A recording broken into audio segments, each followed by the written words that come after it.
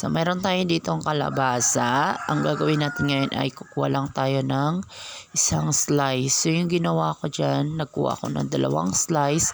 Pero yung nagamit ko lang dyan is yung isang slice niya lang na maliit. Yung parang tag 10 piso lang yata yun. So, gigid-gidin lang natin yan siya ng maliit, yung pino. Yung ginamit ko dyan is yung pang gid-gid cheese. So, yan yung aking ginamit. So, siyempre, kailangan balatan muna yung kalabasa.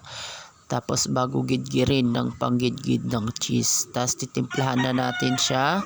Meron ako dyan harina, salt, pepper, tapos yung onion na dahon. Tapos, lagyan din natin ng baking powder para pangpatubo.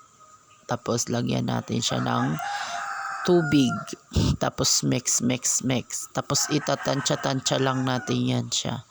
Yung tubig. Ang kailangan yung texture niya ganyan. Yung malapot siya.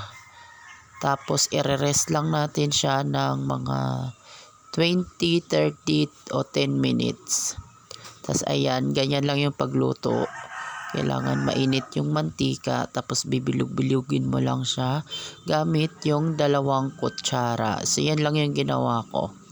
Tapos ngayon, binenta ko yan siya ng 3, 5 piso, tsaka 7 for 10 pesos. Maganda to siya idagdag sa mga tinitinda sa kanto-kanto. Kung halimbawa ikaw ay nagtitinda sa inyo, ayan, pwede rin to kasi ako nagtitinda kami dito sa may harap ng bahay namin. So yung ginawa ko, ayan, tininda ko siya dito. Masarap din to siya ipang merienda sa mga kiddos, lalo na yung sa mga bata na hindi mahilig kumain ng gulay. So ayan, hanggang dito na lang. Please don't forget to subscribe and comment down below.